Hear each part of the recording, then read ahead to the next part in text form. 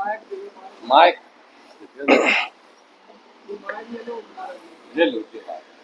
सदगुरु भगवान की जय। अभी ये पूर्व काल में उन्होंने कहा था कि भगवान का भजन यहाँ केंद्रित करके नहीं करना चाहिए, आंखें खोल के करना चाहिए। अगर आंखें खोल करते हमें सारा संसार दिखाई पड़ता। कह रहे थे महिलाएं जो है केंद्र बंद करके आंखें बंद करके भजन करते हैं, ये अच्छा नहीं है। ये तो भाई हमारी समझ नहीं है ना। उसको केंद्र साधित तभी होगा जब दोनों भावों के बीच में ही हम उसको जो लेकर के और केंद्र साध करके चले। नहीं तो सारा संसार देखते रहेंगे, कभी आम देखे, कभी गुटली देखे, कभी किस देखे, कैसे हम केंद्र साध करें। इसलिए थोड़ी शंका सवाल जी।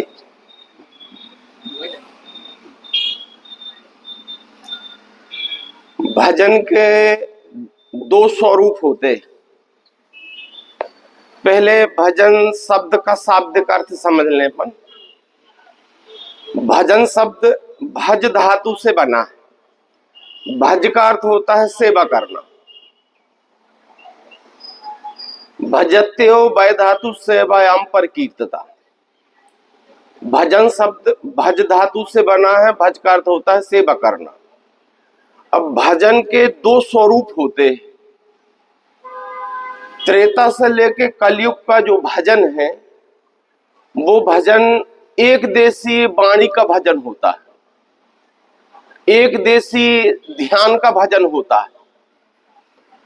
पर सतयुगी अवधारणा का जो भजन है वो मन वाणी शरीर से होने वाली सेवा की एक रूपता को भजन कहते। जो सर्वदेशिक एक देशी केवल वाणी से जपना, वाणी से बोलना, केवल वाणी से ध्यान करना, मन से ध्यान करना, ये एक देशी है भजन। और मन वाणी शरीर तीनों की एक रूपता, तीनों की एक रूपता। अब भगवान श्री राम ने भजन शब्द को परिभाषित किया। काव्यसुंड से कहते हैं राम, मोहि भगत प्रिय संतत अस विचार सुन काग, काय बचन मन मम पद करहु अचल अनुराग। मन वाणी शरीर से अनुराग करना, मन वाणी शरीर से। करम बचन मन राउर चेरा, राम करहूं तिनके उडेरा, वाल्मीकि जी ने कहा। मन वाणी शरीर से, तो मन वाणी शरीर से। अब आगे देखिए, राग रोष ईर्षा मद मोहू, जन सपने इनके बसोहू, सकल प्रकार विकार बिहाई, मन क्रम वचन करो सिपकाई। मन सब प्रकार के विकारों को छोड़ करके मन वाणी शरीर से सेवा करना, ये भजन। आगे राम कहते, कोमल चित दीनन पर दाया, मन बच क्रम मम भगति अमाया। मेरी अमाया भक्ति मन वाणी शरीर से करो। अमाया भक्ति क्या कहती है? अमाया क्या है?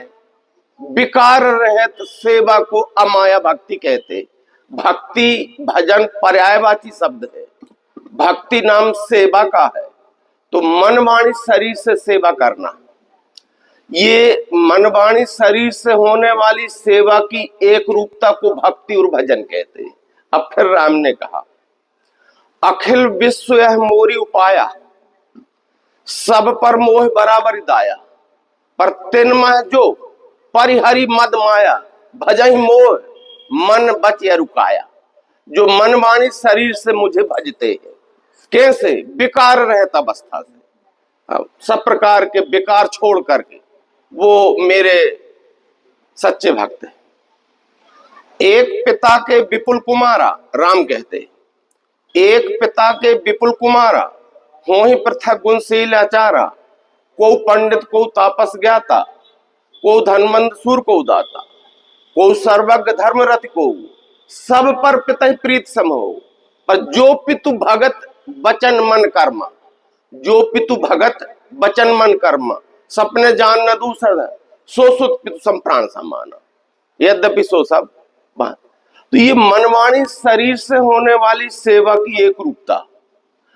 अब फिर आगे राम कहते, जाऊ भवन मम सुमरण करियु, जाओ अपने घर को मेरा सुमरण करना, पर मन बच कर्म धर्म अनुसरियु, मन वाणी शरीर से धर्म का अनुसरण करना। तो धर्म क्या है? धर्म का अनुसरण, सत्य आचरण के व्यवहार का पालन ही धर्म का पालन कहलाता है, पर मन वाणी शरीर से।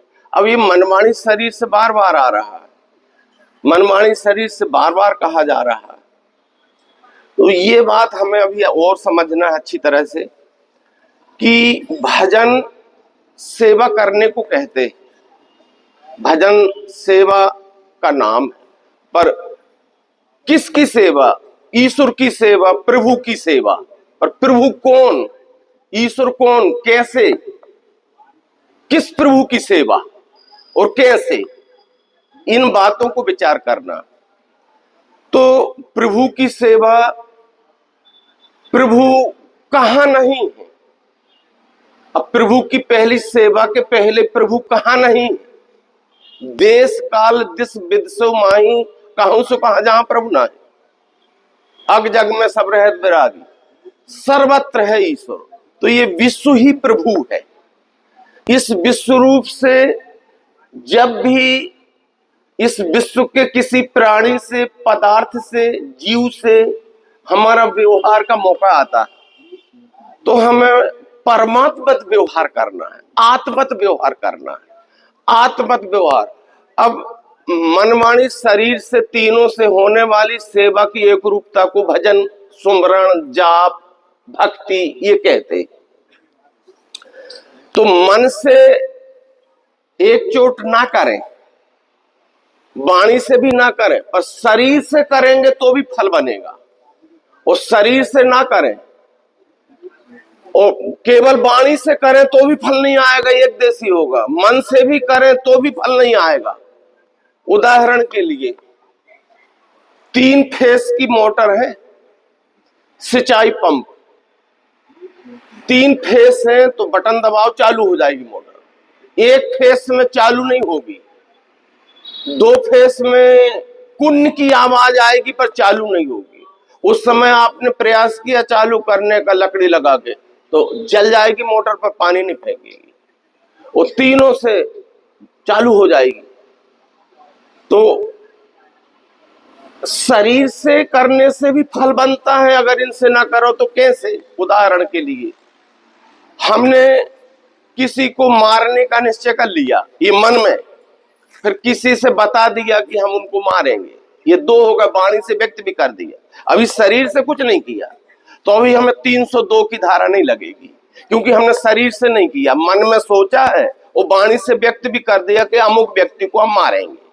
उनने हमारी रिपोर्ट कर दी कि अमुक व्यक्ति हमें मारने को कह रहा है, तो अभी हमें 302 की धारा नहीं लगेगी। और एक चोट हम मन में ना सोचते, वाणी से व्यक्त भी ना करते, उस शरीर से किसी को मार देते, तो 302 की हत्या लग जाएगी। तो शरीर का तुलसीदास जी ने 2 लोगों की वंदना की है जीवित अवस्था में, जिन्होंने एक ही जीवन में निंदनीय जीवन से प्रशंसनीय जीवन को प्राप्त किया, भजन और भक्ति के द्वारा। कैसे? 2 व्यक्ति, वाल्मीकि जी और हनुमान जी। बंदव विशुद्ध विज्ञानों कपीसुर कबीसुरऊ, मैं विशुद्ध विज्ञानी कवि वाल्मीकि जी की और कपि हनुमान जी की वंदना करता हूं, जिन्होंने एक ही जीवन में निंदनीय जीवन से प्रशंसनीय जीवन को प्राप्त किया। कैसे? वाल्मीकि जी का पहले संदर्भ लेते।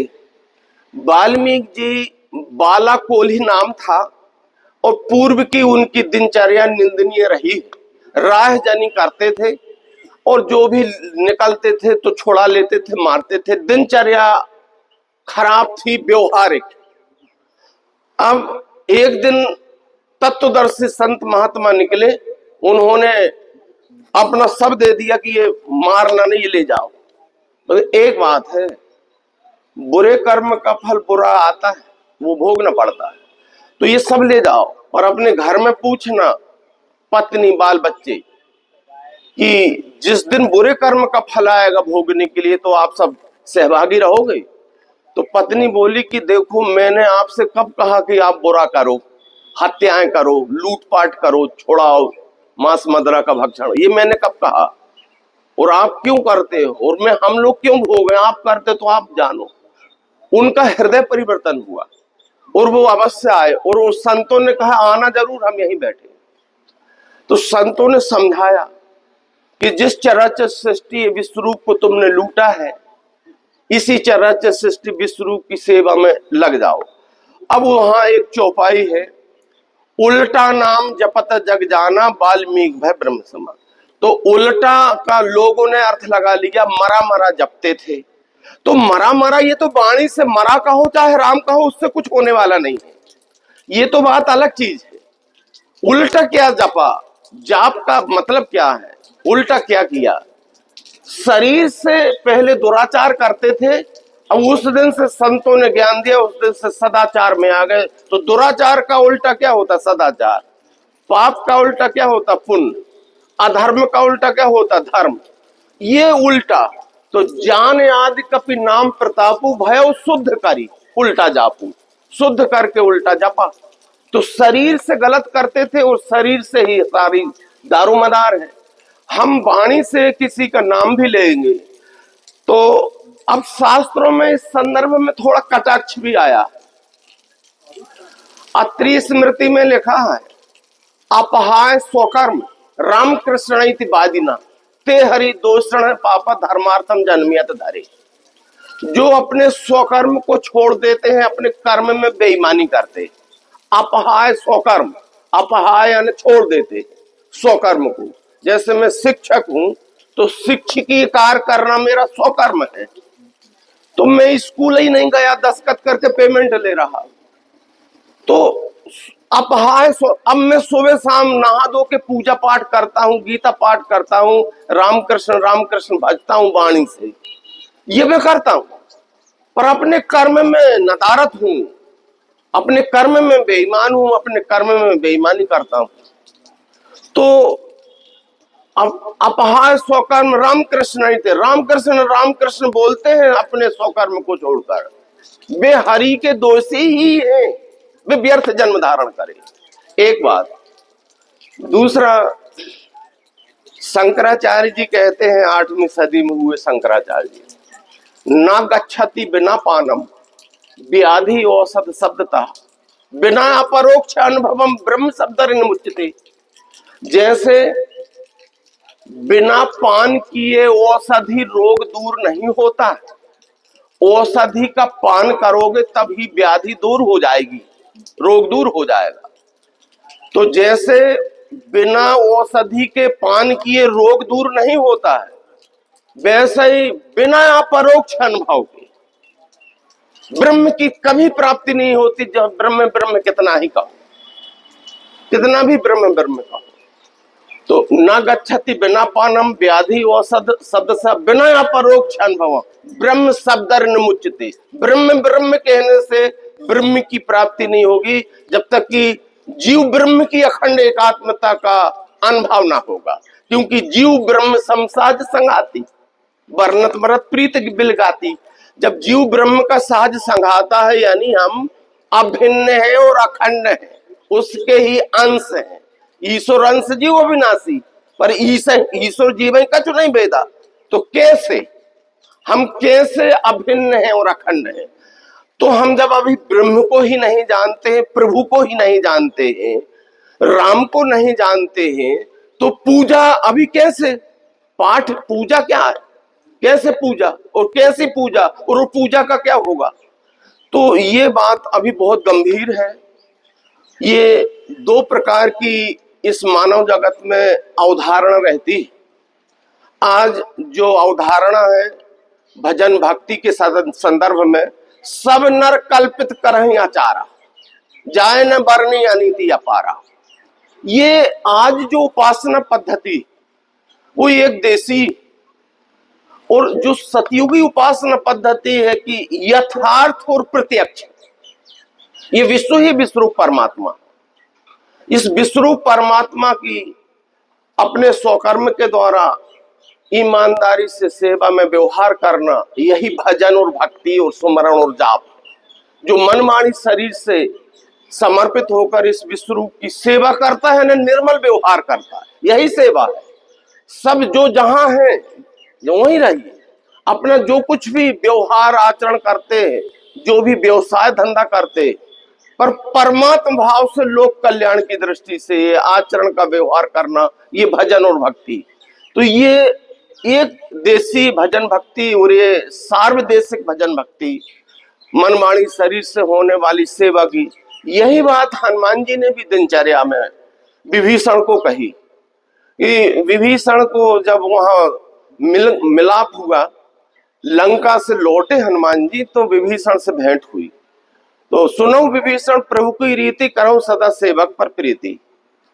काहू कवन में परम कुलीन, कपि चंचल सभी विधि न। प्रात ले जो नाम हमारा, ते दिन ताहि न मिले आहारा। असमय अधम, मैं अधम था, असमय अधम सखा मोह पर रघुवीर, कीन्ही कृपा सुमिर गुण भरे बिलोचन नीर। क्या बिलोचन भर दिए राम ने, सो अनन्य जाके असी मति न टरे हनुमंत। मैं सेवक सचराचर रूप स्वामी भगवंत। ये चराचर यानी जड़ चेतन जगत स्वामी है और मैं इसका सेवक हूं। ये प्रत्यक्ष दिखने वाला चराचर जगत ये प्रभु है, स्वामी है, और मैं इसका सेवक हूं। ऐसा हमारी मति अनुबुद्धि से कभी टारा न टरे, उसे अनन्य कहते। तो अनन्य भाव से अब भगवत गीता के 9वें अध्याय में 2 प्रकार की उपासना का स्वरूप समझाया। 22 नंबर के श्लोक और 23 नंबर के श्लोक में, भगवत गीता 9वां अध्याय 22 नंबर में कृष्ण जी कहते हैं, अनन्यास चिंतयन्तो माम ये जनाः पर्युपासते, तेषां नित्य अभियुक्ता नाम योगक्षेमं वहाम्यहम्। अनन्य भाव से जो मेरी करते हैं उपासना, अनन्य भाव से, अन्य नहीं, अन्य दूसरा, दूसरा नहीं है एक के अलावा, ये विश्व ही परमात्मा, मोरे सबई एक तुम स्वामी, दीन बंधु और अंतर्जामी, और चाही न चाही कभू कछु, तुम संसार सने बसऊ निरंतर तासु मन सो राहुर ने। ऐसा अनन्य भाव से जो मेरी करते, ऐसे नित्य युक्त अभियुक्तों का करता हूं योगक्षेम में। एक प्रकार हो गया। अब दूसरे प्रकार जो वर्तमान में चल रहा, 23 नंबर के श्लोक में कृष्ण जी कहते, ए अपि अन्य देवता भक्ता ये जनते श्रद्धान्विता, ते अपि मामेव कौन ते जंती विधि पूर्वकम। कि हे अर्जुन, ये अखिल विश्व जो भी दिख रहा है सब मैं ही हूं। इसमें का कोई एक पिंड निकाल के आकृति दे के ये अमुक देव हैं, तो वो पिंड जो आकृति बना दी है वो भी इस विश्व से अलग नहीं है। तो इस प्रकार से अनन्य भक्त अनन्य भाव वो भी रखता है। तो मेरी करते हैं उपासना अनन्य भाव से, श्रद्धा से, पर ते अपि मामेयो कौन ते, वो मैं ही हूं, वो पिंड मैं ही हूं, पर मैं इतना ही नहीं हूं, मैं सर्व हूं, सर्वज्ञ हूं। तो अन्य देवों की श्रद्धा से अन्य देवों की करें भक्त उपासना। अब वही अन्य देवों की उपासना आप भक्ति और भजन के रूप में करेंगे, तो कृष्ण जी उस पर क्या कटाक्ष कर रहे हैं? आज जो उपासना जो भक्ति और जो है वो पिंड की हो रही ना, तो कृष्ण जी इस पर क्या कटाक्ष कर रहे हैं? श्रद्धा से अन्य देवों की करें भक्त उपासना। अब उपासना का तरीका क्या है?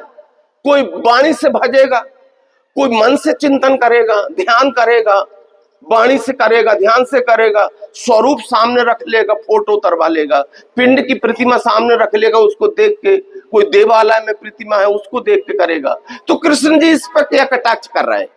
कृष्ण जी ते अपि मामेव कुंद, वो पिंड में ही हूं, पर ये अविधि पूर्वक उपासना है, ये विधि पूर्वक नहीं। ते अपि माम यो कौन ते अनवा मैं ही हूं, पर मैं इतना ही नहीं हूं, ये विधि पूर्वक नहीं है उपासना। इसलिए ये एक अवधारणा है जो वर्तमान समय में चली आ रही है। पर अब सतयुगी जो अवधारणा, जो सतयुगी अवधारणा, सतयुगी उपासना पद्धति का जो फार्मूला है, जो विधि है, वो मनवाणी शरीर से इस विश्व रूप की, जिसमें किसी प्रकार की कोई पूज्य सामग्री की जरूरत नहीं रहती। पूज्य सामग्री की जरूरत नहीं है, हमारे शरीर के साधनों से भजन, भक्ति और उपासना करना, यहां पूज्य सामग्री की जरूरत है। वो पूज्य सामग्री भी विश्व रूप के अंतर्गत है, बेशकीमती पूज्य सामग्री। तो अब आज ये फार्मूला है, ये पद्धति है, ये तरीका है, हम पूजा पद्धति इस तरह से कर रहे हैं। सतयुगी उपासना पद्धति में अपने साधनों से, निर्मल अंतःकरण से, दो चीजें, अंतःकरण की निर्मलता से। 6वें अध्याय के पहले श्लोक में कृष्ण जी ने कहा भगवत गीता में, विश्व सेवार्थ करता है सो कर्म फल त्याग के, वही सन्यासी वही योगी त्यागी अग्नि क्रिया ने, अनाश्रित है कर्म फलम कार्यम कर्म करोति है स सन्यासी, चाहे योगी चाहे निरग्नि चाक्रिय। तो ये किसी प्रकार की कोई सामग्री, निर्मल व्यवहार को, यही राम ने कहा, निर्मल मंजन सो मोहि पावा, मोहि कपट छल छिद्र न भावा, तज मत मोह कपट छल नाना, करम सदते पुरुष नपुंसक नारी वा, जीव चराचर को सर्व भाव भज कपट तजी। तो भजन का तरीका क्या बताया पर राम ने, भजन का, अब ग्रह जाओ सखा सब भजो मोहि दृढ़ ने, सदा सर्वगत सर्वहित जान कर अति प्रेम। ये सर्वगत क्या, मुझे सदा सब में देखना, मुझे सदा सब में देखना और सबका हित करना, ये है भक्ति। ये 9वीं भक्ति में राम ने 7वीं भक्ति में कहा, सातों सम मोहि में जग देखा। 7वीं में वो है कि सारे जगत को मुझ में राम में, जगत को राम में देखना। सातों सम मोहि में जग देख मोते संत। तो नवम क्या है, नवम सरल सब संछलहीना मम भरोसे रस्म दे। तो ये छल रहित व्यवहार हमारे आचरण से, व्यवहार साधनों से होगा ना, ये सर्वभूत है तेरता। तो जो सब कर्म करे विश्व सदा सुख जिसमें, क्या होगा क्या हो गया न सोचे इसमें, ये विश्व हित लोक कल्याण जिसमें हो, ये उपासना सार्थक उपासना है। इसका फल अचल सुखकारक बनता है, ये उसका बहुत गहरा रहस्य है। तो प्रश्न कोई भी आता है, उसका सतयुगी फार्मूला हमें अब धारण करना है, ये समय आ गया है। और जो अभी करते चले आ रहे हैं करते जाइए, पर उसको समझिए, और उसका फल कहीं से नहीं आने वाला, क्योंकि हमारे व्यवहार में अगर त्रुटि हो रही है, छल कपट है, हमारे अंतःकरण में मलिनता है, हमारा निर्मल नहीं है, तो वो नहीं हो पाएगा। भक्ति के संदर्भ में भगवान कृष्ण जी ने भगवत गीता के 12वें अध्याय के चौथे श्लोक में क्या कहा भक्ति के संदर्भ में, संनियम इंद्रिय ग्रामम सर्वत्र संबुद्धया ते प्राप्नुवन्ति मामेव सर्वभूत हितेरता। सर्वत्र समदृष्टि। अब सर्वत्र समदृष्टि कैसे होगी, जब हम आत्म दर्शन का निश्चय अंतःकरण में धारण करेंगे। ये विश्व ही परमात्मा है, कैसे, प्रयोगात्मक पद्धति से, जो हमारे आचार्यों ने समझाया भी, ये पद्धति है जानने की। और जब हमने जान लिया कि ये विश्व ही परमात्मा है, तो समदृष्टि होगी, समदृष्टि से इंद्रियां बस में होंगी, और इंद्रियां बस में होंगी तो हम सब भूतों के हित में, यानी प्राणी मात्र के हित में रहेंगे। तो फिर हमें परमात्मा में मिलने में देरी नहीं लगेगी। प्राणी मात्र के हित में रहना यानी लोक कल्याण करना ही भक्ति, तो वो मुझ में मिले, परमात्मा भाव में मिले। लभंते ब्रह्म निर्वाण ऋष्य छील कर्म सच्छिन्न द्वैधा यतात्मन सर्वभूते तेरता। 5वां अध्याय श्लोक 25 भगवत गीता। लभंते यानी वो प्राप्त होते, लभंते ब्रह्म निर्वाण, शांत ब्रह्म को वो प्राप्त होते, कृष्ण जी कह रहे हैं। ऋष्य छीन कलमस, जिनके पाप छीण हो गए। तो ब्रह्म को कौन प्राप्त होते, जिनके पाप छीण हो गए। तो पाप छीण किनके हो जाते हैं, छिन्न द्वैता, जिनका द्वैत चला गया, क्योंकि द्वैत ही पाप का मूल है। भेद बुद्धि में हम दुनिया के जीव मात्र से अपने व्यष्टि स्वार्थ का व्यवहार करते रहते, जिसका फल दुखदायी बनता है। तो छिन्न द्वैता, जिनका द्वैत चला गया, वो पाप से मुक्त होते। द्वैत किनका चला जाता, यत आत्मानम, जिनने आत्म दर्शन लख लिया है और जान देख लिया है, पिंड ब्रह्मांड की एकात्मता का लक्ष्य बोध कर लिया। यत आत्मानम, कि सर्वभूतस्थे आत्मानम सर्वभूतानि च आत्मनि ईक्षते, ईक्षते ऐसा जो देख लेता है। ये चराचर सृष्टि आत्मा में है और आत्मा चराचर सृष्टि में है, यानी ये सब आत्म रूप है। ऐसा जिसने देख लिया है और जान लिया तो वो सब भूतों के हित में रहता है, सब भूतों के हित में। तो द्वैत किनका चला जाता है? जिन्हें आत्म दर्शन का निश्चय होगा, तो वो क्या करते हैं फिर? सब भूतों के हित में रहते हैं। सब भूतों के हित में रहने से क्या होता है? वो मिले ब्रह्म भाव में, वो ब्रह्म भाव में मिल जाते, यानी अचल सुख शांति के स्थान को प्राप्त कर लेते। जैसे सरिता जल जल निधि में जाई, होए अचल जिम जीव हरि पाई। तो हम अपने निज मूल हरि में मिल गए, अचल शांति को प्राप्त हो गए। अब द्वैत न रहा, अभेद रहा। अब अभेद भाव के लिए क्या कहते हैं कृष्ण जी? माम चायो अव्यभिचारेण भक्ति योगेन सेवते सा गुणान समति तैतान ब्रह्मभू आदि कल्पते। 14वां अध्याय भगवद गीता। ये अभेद भाव से जो मेरी सेवा प्रेम से करे, जीत ले वे गुणों को, वो मिलता है ब्रह्म भाव में। तो ये काम क्रोध लोभ के विकारों को निकाल करके अभेद भाव से, ये सब अभेद परमात्मा है। जब ये विश्व ही परमात्मा है तो कुछ नहीं छूटा। अब ये विश्व ही परमात्मा है तो कुछ नहीं छूटा। परमात्मा से अतिरिक्त भिन्न दूसरा कुछ नहीं। और जो भी मानता है वो अभी परमात्मा को जानता नहीं। ये सब वेद वाक्यों में, उपनिषदों में ये सब कह दिया। कठोपनिषद में यमराज नचिकेता को कहते हैं, यदि वे तदमुत्र यदमुत्र तदन में मृत्यु से मृत्यु आपनोति यह नानुपस्यति। जो परमात्मा यह है और यहाँ है, वही तो वह और वहां है। जो परमात्मा वह और वहां, वही तो यह और यहाँ है। परंतु जो मनुष्य यह यहाँ कुछ और है, वह वहां कुछ और है, ऐसा नानात्व की भांति देखता है, वह मृत्यु से मृत्यु को प्राप्त होता है। मृत्यु से मृत्यु को प्राप्त होना है ना जीव भाव में जन्म लेना, है ना अज्ञान में जन्म लेना, है ना दुख में जन्म लेना। तो निवारण क्या है? ये विश्व ही विश्व परमात्मा। आगे क्या कहते हैं? एको वसी सर्वभूतंतरात्मा एकम रूपम बहुधा करोति तमात्मस्थम ये अनुपसंति धीरा ते साम सुखम शाश्वतम नैतरेषाम। अब यमराज आगे क्या कहते हैं नचिकेता से? एक ही परमात्मा है सब चराचर सृष्टि के रूप में, ये अखिल विश्व में एक ही परमात्मा। एको बसी सर्वभूत अंतरात्मा, एक ही परमात्मा बसा है सब भूतों के। भूतों में यानी क्षर में बसा है, यानी अक्षर भाव से। तो ये क्षर अक्षर का संयुक्त स्वरूप है विश्व परमात्मा। उस एक ने ही अपने अनंत स्वरूप बना लिए। वो एको हम बहुत श्याम, एक है अक्षर भाव से, बहुत श्याम है क्षर भाव से। एक ही के सब रूप है, उसी का है दृश्य पसारा सब जो क्षर भाव है, इसी में कूटस्थ अक्षर व्याप्त है। परमात्मा से कुछ भी भिन्न। जिन्हें ऐसा लक्ष्य बोध हो गया है तो तम आत्म अस्थम ये अनुपस्यन्ति धीरा, ऐसा जिनने देख लिया है और जान लिया। देखना क्षर भाव का, जानना अक्षर भाव का, ऐसा जिनने देख लिया कि तम आत्म अस्थम ये अनुपस्यन्ति धीरा, अनुपस्यन्ति जिनने ऐसा देख लिया, ते साम सुखम शाश्वतम ना इतरेषाम, उनको शाश्वत सुख की प्राप्ति होती है, दूसरों को कभी नहीं। तो ये कितनी अकाट्य बातें वेदों से लेकर, रामायण से लेकर, गीता से लेकर के हैं। तो आज एक बहुत अच्छा सुनहरा अवसर है हमारे पास, और अभी 2 दिन तक ये सत्संग चलने वाला है।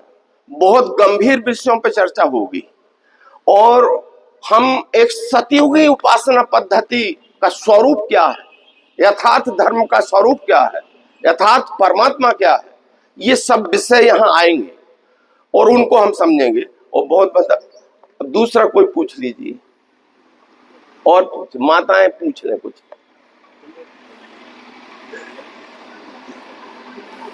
माइक ले लो।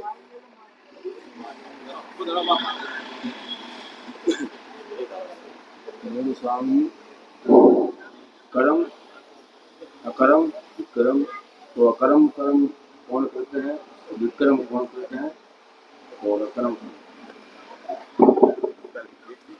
भगवत गीता के 4थे अध्याय में ये बात कही है जो आपने पूछी। इनने पूछा है कर्म अकर्म और विकर्म क्या चीज है, इसका क्या रहस्य कर्म अकर्म विकर्म का। क्योंकि अब ये बात आपको भगवत गीता के 9वें श्लोक से समझना पड़ेगी। कृष्ण जी ने पहले सतयुगी अवधारणा बताना चाहिए। तो 9वें श्लोक में कृष्ण जी कहते हैं जन्म कर्म च में दिव्यम एवं यो वेत्ति तत्वतः त्यक्त्वा देहम पुनर्जन्म नैति मामेति सो अर्जुन। जो मेरे जन्म और कर्म के रहस्य को जानता है वो पुनर्जन्म को प्राप्त नहीं होता, अमरता को प्राप्त हो जाता है। कैसे? तो मेरा जन्म क्यों हुआ है ऊपर के 2 श्लोकों में बता हुआ। यदा यदा ही धर्म से गिलान भवति भारत, और कल्याण साधु वृत्ति का नाश करने स्थायी धर्म बचाने को लेता हूं तब जन्म में। ये जन्म का। अब कर्म का रहस्य, तो कर्म का रहस्य 10वें श्लोक में ये सतयुगी अवधारणा कृष्ण जी रखते हैं।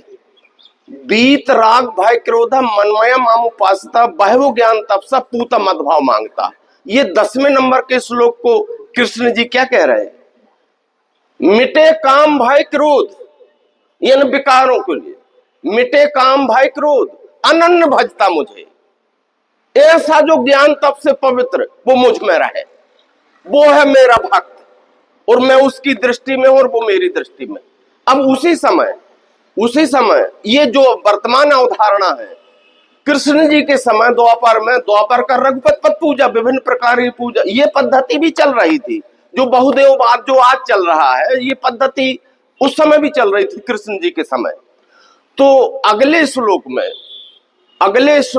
में एक फल बताते हैं, फलश्रुति बताते हैं कि 2 प्रकार की उपासना होगी। एक तो मैंने ये सतयुगी की अनन्य भाव से विश्व रूप की सेवा करो विकारों को छोड़ करके ये, और एक दूसरी जो अभी विभिन्न प्रकार के देवी देवताओं की और कुछ निर्गुणवादी लोग और कुछ सगुणवादी लोग इस तरह से ये पूजा, ये 2 अवधारणा उस समय चल रही थी। तो उसके फल को लेकर के ये यथा माम प्रपद्यन्ते तांस तथैव भजाम्यहम् मम वर्तमानो वर्तन्ते मनुष्य पार्थ सर्वसा। ये 2 फल श्रुति है कि इस प्रकार की उपासना करोगे देवों की तो उसका फल मिलेगा, और इस प्रकार की विश्वरूप की अनन्य भाव से उपासना करोगे तो इसका फल मिलेगा। फल अलग अलग आएगा, दोनों का फल अलग अलग है। अब इसको संदर्भ में लेके कि विभिन्न प्रकार का बहुदेववाद जो था, ये उसकी उपासना जो उस समय चल रही थी कृष्ण, उसको लक्ष्य करके अगला श्लोक बोलते हैं। यानी उसका निरूपयुक्त बताने के लिए कृष्ण जी आगे 12वें श्लोक में कहते हैं कांक्षन्ता कर्मणाम सिद्धि में जनते यह देवता क्षिप्र में ही मांस लोके सिद्ध भवति कर्मजा। फल की इच्छा धारे, फल की, अब ये उपासना फल की इच्छा पर आधारित है। ये सुख मिल जाए तो जब पूजा कर रहे हैं, ये सुख मिल जाए तो जो हमें धन दे दियो, पुत्र दे दियो, वैभव दे दियो, ऐश्वर्य दे दियो, सब संकट दूर कर दियो, सब प्रकार के पाप काट दियो, और मरवे के बाद में भी पुण्य लोक की प्राप्ति होवे, स्वर्ग मिले, सब ये फलासा भाव को लेकर। तो फल की इच्छा धारे वो देवों को पूजते फिरे शब्द क्या है? फिरे शब्द क्षर चक्र फिरा करे, क्षर चक्र में यानी पुण्यपि जन्म पुण्यपि मरणम में, यानी दुख में, यानी अज्ञान में, यानी जीव भाव में जाने वाला फल प्राप्त होता है, और मनुष्य लोक में तत्काल कर्म की सिद्धि है मिले।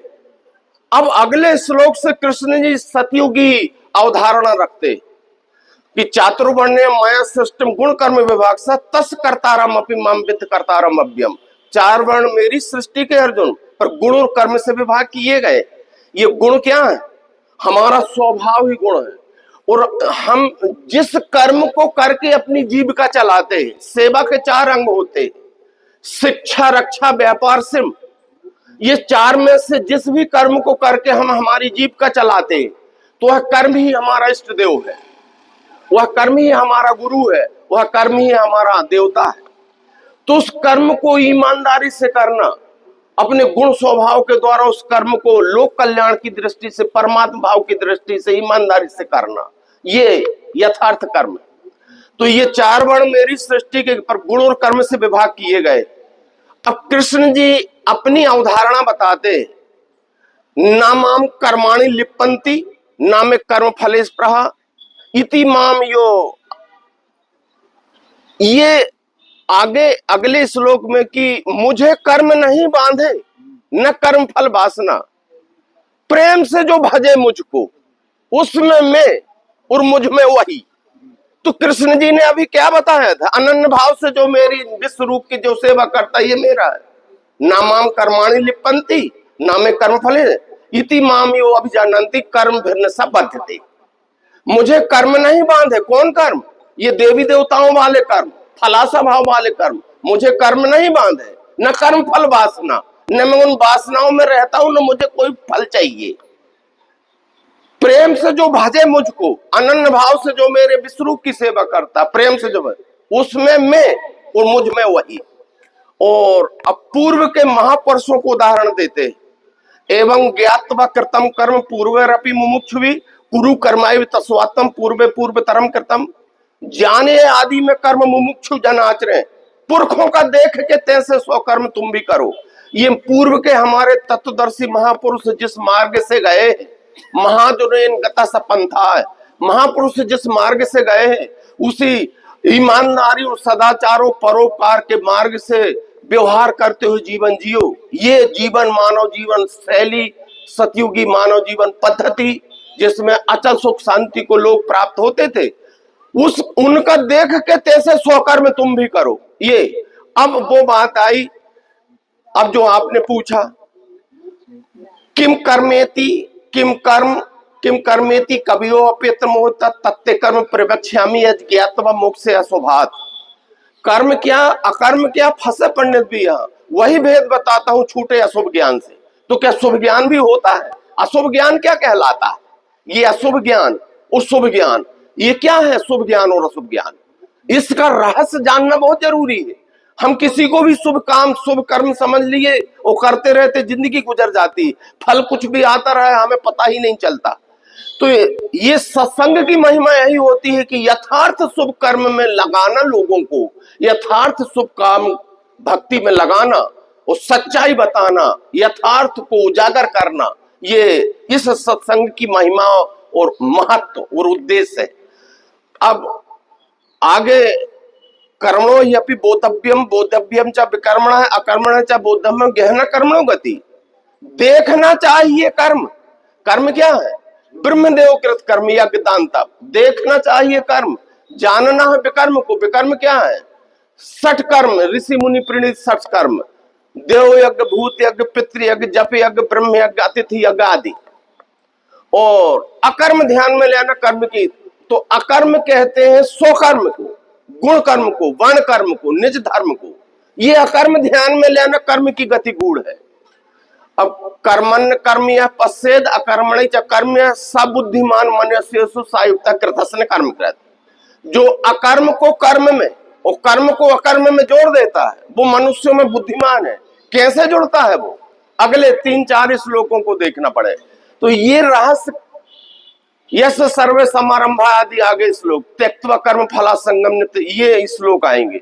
ये कृष्ण जी ने रहस्य खोला है, ये भगवत गीता में कृष्ण जी ने रहस्य खोला। तो ये कर्म विकर्म और अकर्म ये 3 है, पर कर्म और विकर्म को अकर्म में जोड़ना, अकर्म कहते हैं गुण कर्म धर्म को। यानी आज जो हम कर्म कर रहे हैं, जिस रीति से कर रहे हैं, उन्हीं कर्मों को सतयुगी रीति से करना। साधन वही रहेंगे, उपासना के साधन वही रहेंगे, यज्ञ दान तप। पर यज्ञ दान तप सतयुगी पद्धति क्या होगी यज्ञ दान तप की, आलभ्य यज्ञ क्षत्रिय खाद्यता वैश्य स्मृता परिचर्या यज्ञ शूद्र ज्ञान यज्ञ दो जातिया। क्षत्रिय का यज्ञ न्याय करना होगा, वैश्य का यज्ञ पोषण करना होगा, खाद्यता वैश्य स्मृता, परिचर्या यज्ञ शूद्र का सेवा यज्ञ होगा, ब्राह्मण का ज्ञान यज्ञ होगा। इसी प्रकार से अब तप में आ जाएगा, ब्राह्मण तपो ज्ञानम तप क्षत्रिय रक्षणम वैश्यस्तु तप पोषण तप शूद्र सेवनम। ब्राह्मण का तप ज्ञान देना, क्षत्रिय का तप न्याय करना, वैश्य का तप पोषण करना, शूद्र का तप सेवा करना। ये अब दान में भी वो याद आएगा, ब्राह्मण का दान ज्ञान दान करना, क्षत्रिय का दान न्याय दान करना, न्याय रक्षण करना, वैश्य का अर्थ दान करना, शूद्र का सेवा श्रम दान करना। तो ये अब तरीका, अब इसमें बेशकीमती सामग्री की जरूरत रहती है, ये द्रव्य यज्ञ। अब 2 यज्ञ हो गए, एक स्वकर्म यज्ञ और एक ये द्रव्य यज्ञ। तो कृष्ण जी ने चौथे अध्याय में 33 नंबर के श्लोक में फिर निर्णय कर दिया, श्रेयान द्रव्य मयात यज्ञाज ज्ञान यज्ञ सर्वम कर्म पार्थ ज्ञाने परिसमाप्त थे। द्रव्य के यज्ञ से अर्जुन श्रेष्ठ ज्ञान यज्ञ है, अंत में सब कर्मों का लय है ज्ञान यज्ञ में।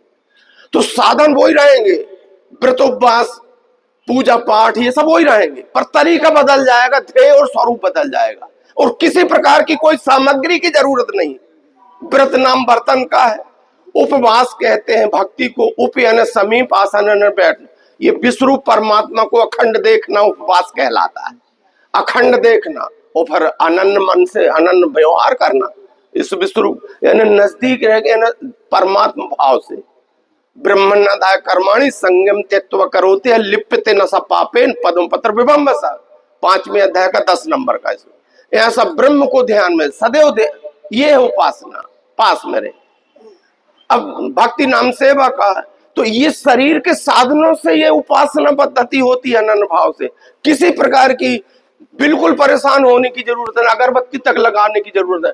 हम कहाँ किसको, विश्व ही परमात्मा सामने बैठा है, प्रत्यक्ष दिख रहा, इसको कहाँ अगरबत्ती सुंगा दें। विश्व को व्यवहार की जरूरत है, निर्मल व्यवहार की जरूरत है। ये है सतयुगी उपासना पद्धति, सतयुगी जीवन शैली। और इसका फल क्या आने वाला है, जब किसी प्रकार का कोई पाप नहीं करेंगे शरीर से, तो हमारे व्यवहार का फल क्या बनने वाला, अचल सुख, अचल सुख। और आज क्या हो रहा है, अचल दुख, अचल दुख और अशांति। सब कुछ करने के बाद भी दुख और अशांति में हम आकंठ डूबे, हर आदमी परेशान है कि विडंबना कहां से। ये विचार करने का समय अब आ चुका है, सच्चाई जानने का समय आ चुका है। अब एक आध बात और कर लीजिए, फिर समापन करेंगे। पूछ लीजिए, कुछ भी पूछ सकते हो, कोई भी मनाए। रामायण गीता वेद उपनिषद से कुछ भी पूछ सकते हो, और ज्ञान का उपासना भक्ति मुक्ति कुछ भी पूछ सकते हो। जी हो गया तो ठीक है। अब ये संचालक महोदय संचालन कर रहे हैं, कल के लिए बताइए, कल के लिए बता दें। तो कल की रूपरेखा सबको बता दीजिए। हेलो, हाँ, कल जो है सुबह 8 से 10 सर्वांगों का पाठ रहेगा। जो कोई सोमवार से आ जाए 8 से 10 सुबह। हाँ, उसके बाद वही अपनी प्रक्रिया होगी 12 से 4 और 4 से 5 शंका समाधान का विषय है।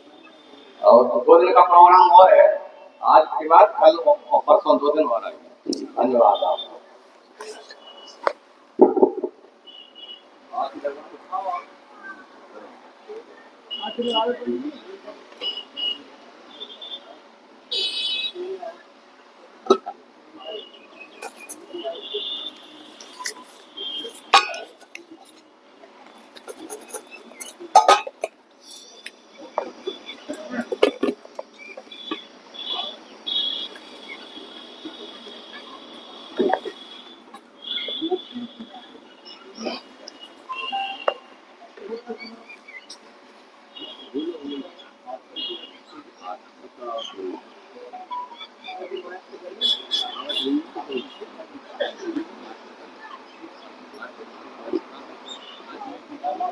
ये माइक ले लो।